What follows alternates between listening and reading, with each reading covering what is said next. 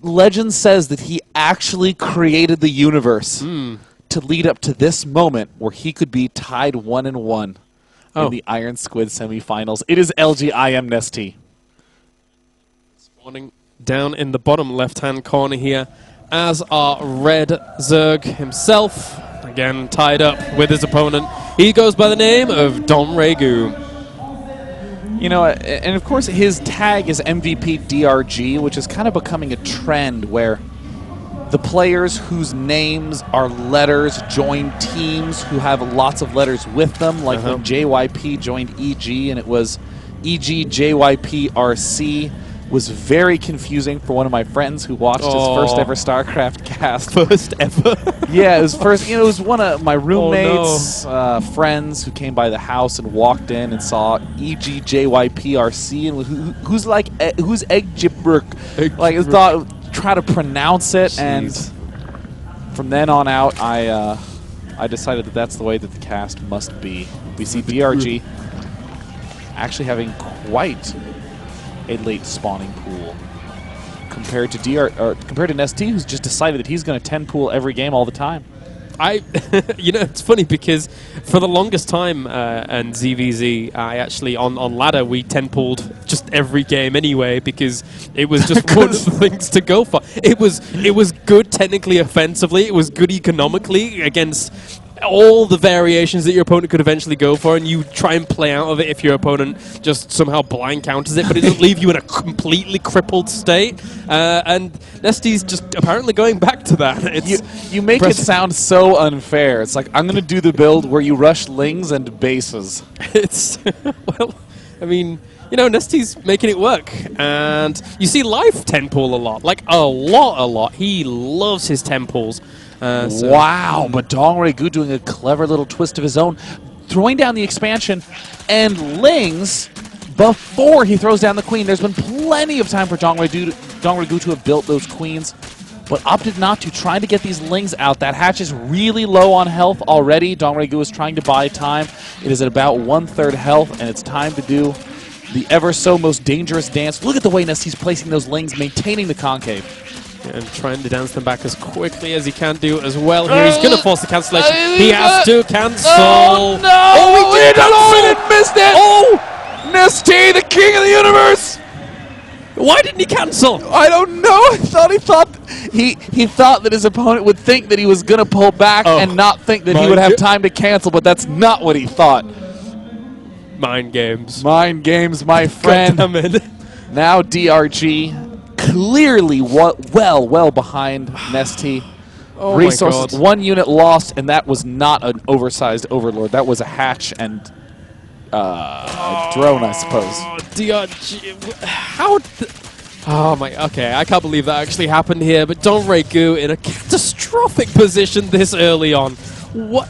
Okay, so it's 14 workers to 13 right now in favor of DongRaeGu right now, but still, he's trading a load of lings at the front, and actually he's going to come off Gosh, oh my gosh, NesTea is dominating this game. NesTea is the player who says, if you make one mistake, I will roll you, and I will not let the edge up. In game 1, we saw NesTea demonstrate what happens when you don't make that mistake. These plays that NesTea are making, not going to get the edge, but here, NesTea slaughtered the expansion, no cancel, won the Ling battle, now coming back for slaughter number 2. DongRaeGu hanging in there, still trying to make Lings, bringing the queen into the foray, but even now, NesTea might even kill off the queen as well. Oh my god, if that queen falls, it's getting surrounded.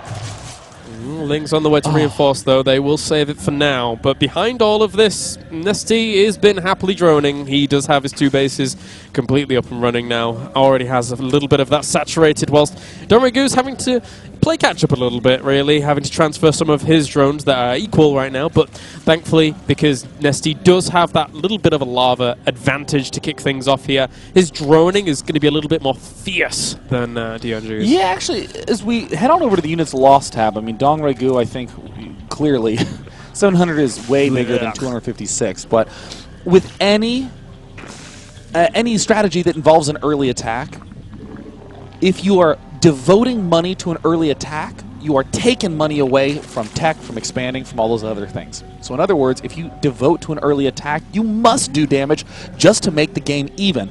Interestingly, in this position, we see the players are tied at 44 to 44 supply. Look at the units tab. We actually see that DongRaeGu, who's currently ahead on speed, is also ahead on drones. In fact, the only way in which DongRaeGu is behind right now is Lings. And as DongRaeGu is going to be making more and more Lings, I mean, I think there's every chance that DongRaeGu can actually stay in this game, which would be just a phenomenal recovery.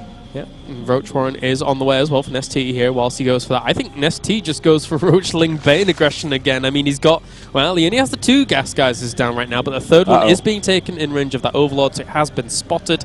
But still, it is looking very, very similar to that. It depends on how many Overlords he ends up making, my gosh. Yeah, it looks very much so. 1, 2...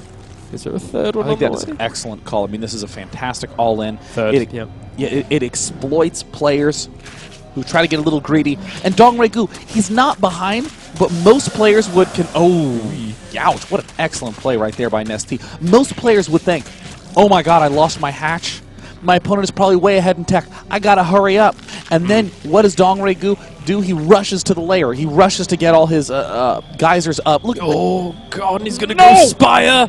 He's going Spire. Oh my god, the roaches are already being produced. What a brilliant metagame play by NesTea. DongRaeGu is walking right into the trap. He has to flood Spine Crawlers right now. Yeah, he really does. That aggression is going to be on the way pretty darn soon. These Banelings are just trying to zone out the Lings here of NesTea to begin with, whilst he tries to put on a little bit of aggression. Will he get a whiff of this, though? I think he might have just seen the roaches fully with those Zerglings, and with that, he's now setting up a few Spine Crawlers Spines, here. 3 Spines going down. He's going to even before Spines going down, spreading them out. He knows Banelings are coming into that. 20 Lings in production now for NesTea. Keep in mind, the attack still has 30 seconds until it is in full force. NesTea, he needs to make those Lings. Okay, now he's making them into Banelings. If these finish, and DongRaeGu is unable to get those spines up in time, he is done. It is lights out. He's found the Baneling vein. Will he be able to put on the aggression he needs to here, NesTea, though? This is once again very, very high octane aggression. He really needs to make this work out for the amount that he's invested in. A few Banelings go down to one another. Roach is going to push forward here, trying to kill off a lot of the spines. He did get those spines up in time, though. There's so many. Oh my gosh, DongRaeGu with a phenomenal defense, but will it be enough? The Banelings of DongRaeGu did not manage to connect very well with NesTea's units. They're tied right now, 69 to 69 supply, LOL. Right now, we're seeing the worker supply dead even at 44 apiece, and a Paramutulus getting produced. Those spines were done just in time. DongRaeGu, can he hold this off?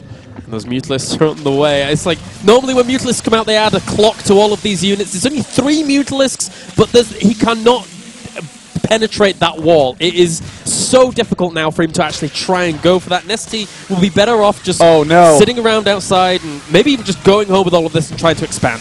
Oh, DongRaeGu with the clutch defense. And it looks like DongRaeGu has successfully ended the all-in of NesTea. But you know what? I've been using the word all-in, and I think that was the incorrect term. That's almost a derogatory term for NesTea's play, because as we see, he's clearly already set up 4 geysers. He's gotten the air defense.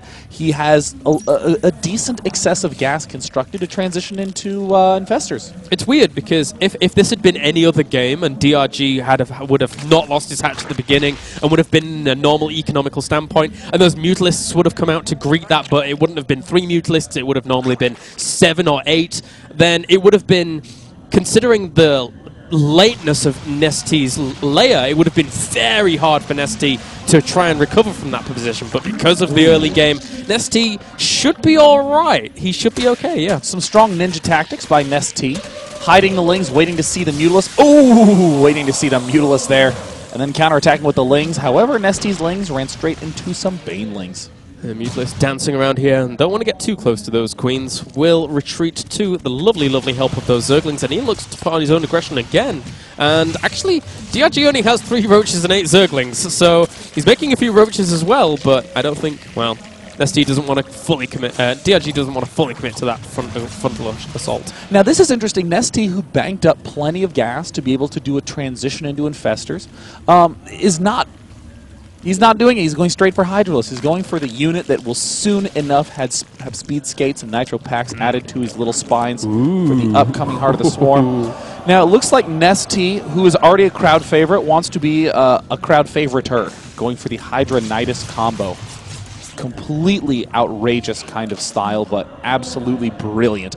In this position, NesTea knows he's up against DongRaeGu, who has only just barely defended that push, and now is in the midst of a transition.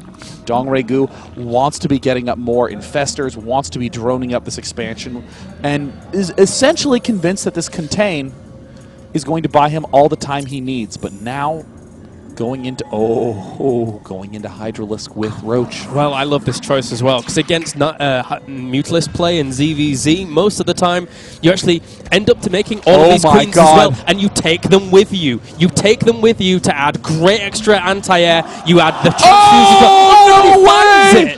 But will 2 Zerglings be enough to deny this? And now there begins the pukin. He's target firing. A Baneling pops out just in time to deny the Zerglings. And now it looks like NesTea can use all the queens he needs. The slow march will begin. Oh my god. The Death March, the March o' Doom. Heading on down, there are not a lot of roaches out for DongRaeGu in the unit counting station. We see that there are 38. I lied. That is the wrongest thing I've ever said. There are tons of roaches out right now.